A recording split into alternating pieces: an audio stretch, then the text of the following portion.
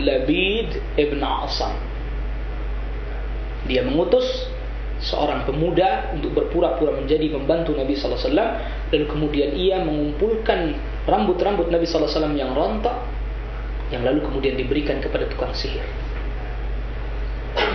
Di kesempatan yang lain kita juga mungkin mengingat bagaimana Rasul sallallahu alaihi wasallam, diriwayatkan Abu Dawud, Al-Bukhari juga meriwayatkannya, bagaimana Rasul sallallahu alaihi wasallam pernah ketika di Khaybar Nabi sallallahu alaihi wasallam disuguhi daging kambing yang dibubuhi oleh racun, yang lalu kemudian Allah Rabbul Alamin jadikan daging-daging tersebut berbicara, sehingga Rasul sallallahu alaihi wasallam kemudian pun baru sedikit sampai di tenggorokannya, beliau perintahkan para sahabat pun untuk tidak memakan daging tersebut.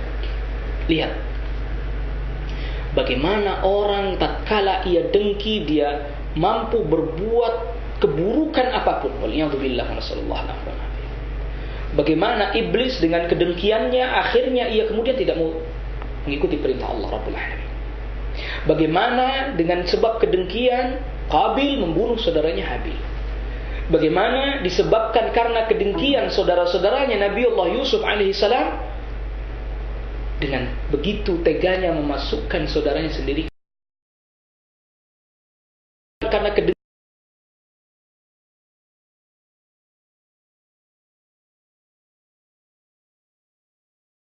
Rasul sallallahu alaihi wasallam disihir, Rasul sallallahu alaihi wasallam kemudian makanan yang disuguhkan kepadanya dibubuhi racun.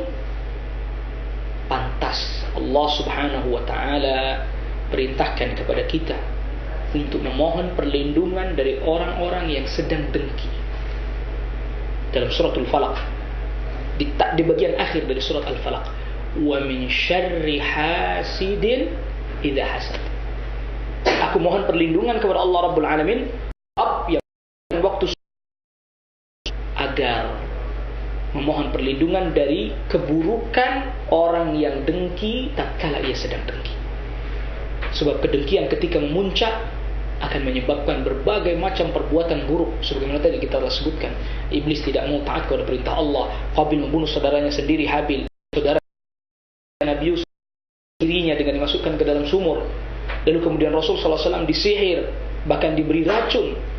Tidak lain tidak bukan itu disebabkan karena kedengkian. Sungguh sangat besar sekali dan buruk yang disebabkan oleh penyakit dengki ini. Sebelum kita masuk kepada beberapa poin yang bisa kita lakukan sebagai terapi agar kita tidak terkena penyakit dengki, kita pahami dulu bahwa makna dengki atau al-hasad ini adalah ketika seseorang menginginkan agar kenikmatan orang yang ada pada orang lain itu hilang, lalu kemudian hanya dia yang mendapatkannya saja. Ini dengki yang dilarang.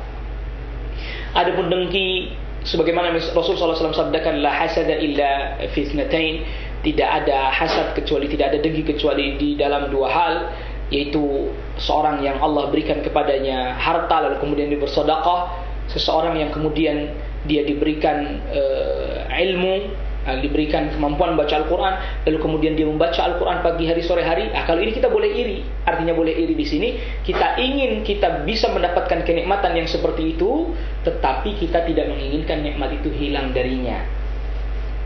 Kalau itu disebut ghibtah, bukan disebut hasad sebenarnya. Maka di dalam hadis yang menyebutkan la hasad, tidak boleh hasad kecuali dalam dua hal tadi. Itu hasad dari sisi bahasa. Ya, adapun hasad dari sisi syariat ya tadi. Jadi kita menginginkan kenikmatan yang ada pada orang lain, lalu kita ingin agar nikmat itu hilang darinya, lalu kemudian berpindah kepada kita, atau tidak berpindah kepada kita tidak apa-apa, yang penting kenikmatan itu hilang darinya.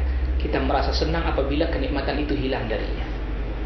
Waliyadzubillah, nasallallahu alaihi wasallam. Dengan bahasa lain, kita senang apabila orang dalam keadaan sulit dan susah, dan kita merasa sulit, susah, sedih apabila orang sedang dalam keadaan bahagia.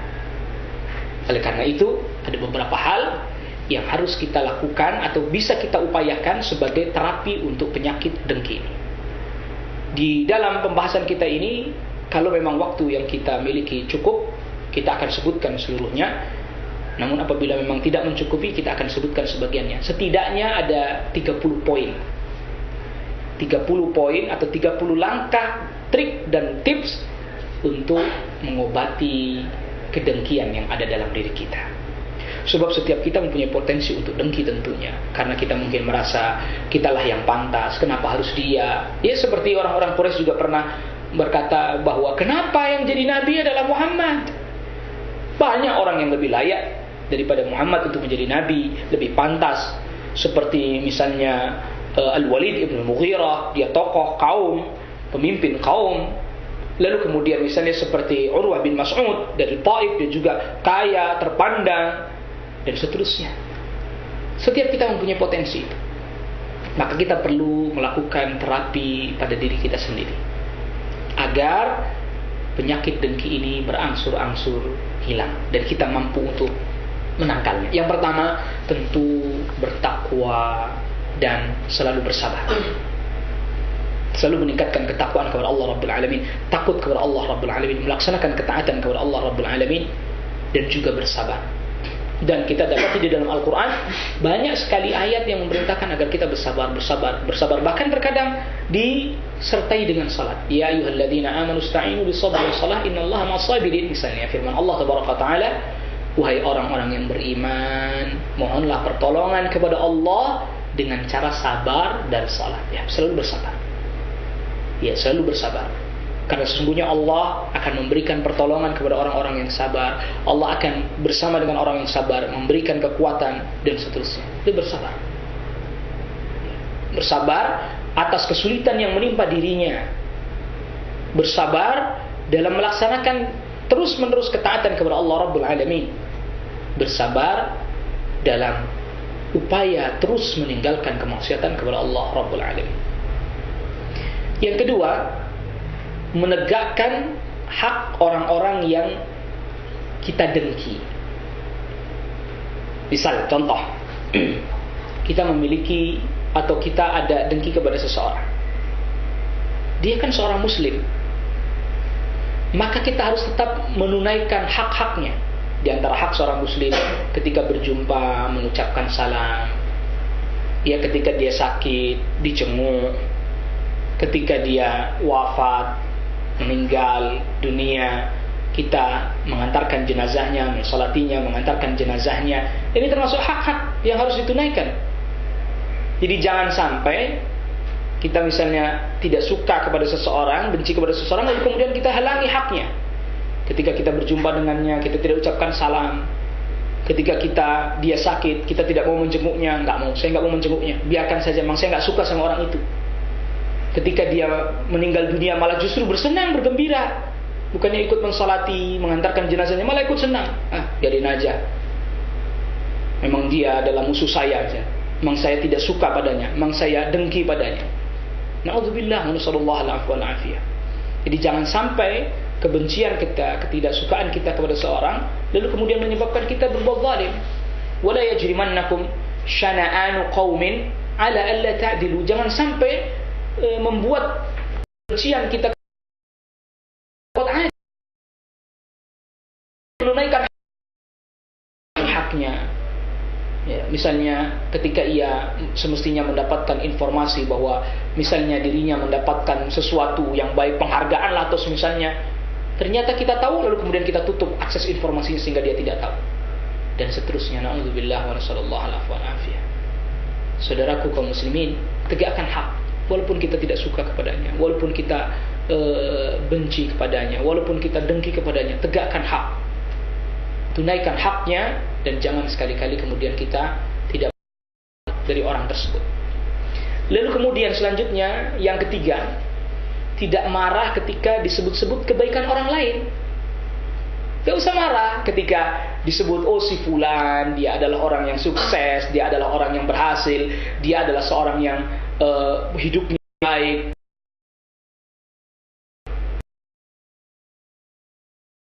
ibadah, dalam beribadah kepada Allah. Kenapa kita harus menjadi tidak suka? Ingat bahwa termasuk salah satu bibit-bibit dan benih-benih kedengkian itu apabila ada di dalam hati kita, tatkala kita tidak suka, kita benci ketika kita mendengar kebaikan orang lain. Hati-hati, saudaraku kaum muslimin, para pemirsa yang dirahmati oleh Allah Subhanahu wa taala. Jadi ketika disebutkan kebaikan orang lain, oh si fulan ahli ibadah, oh si fulan orang yang sukses, oh si fulan hartanya melimpah, oh si fulan anaknya saleh dan salihah, oh si fulan keluarganya penuh dengan ketenangan, kedamaian, sakinah dan seterusnya, kita nggak suka. Itu bibit dan benih kedengkian, dan itu harus kita lawan. Kenapa harus kita lawan? Mengapa kita harus tidak suka? Mengapa kita harus merasa bahwa ketika kita mendengar kebaikan saudara kita sesama muslim, lalu kemudian kita merasa marah, merasa tidak suka, mungkin merasa tersaingi, merasa bahwa hal itu tidak layak baginya? Mengapa harus seperti itu? Allah Subhanahu wa ta'ala yang menentukan takdir, membagikan rizki, Allah Rabbul Alamin. Maka tadi kita sebutkan bertakwa kepada Allah, bersabar, dan juga saudara kita sedang mendapatkan kebaikan, kenapa tidak? Jadi nggak usah kita marah, nggak usah kemudian kita merasa kesal, kita merasa tidak suka ketika mendengar kebaikan orang disebut-sebut. Bukankah semestinya kita pun ikut menyebut kebaikan daripada menyebutkan keburukan, karena itu menjadi ghibah. Nah itulah tadi. Maka salah satu ini, lihat bagaimana dengki bisa menyebabkan seseorang berbuat apa saja. Ketika kita tidak suka kebaikan disebut, ini akan menimbulkan penyakit yang sebaliknya. Kita menjadi senang ketika aib dan keburukan merasa.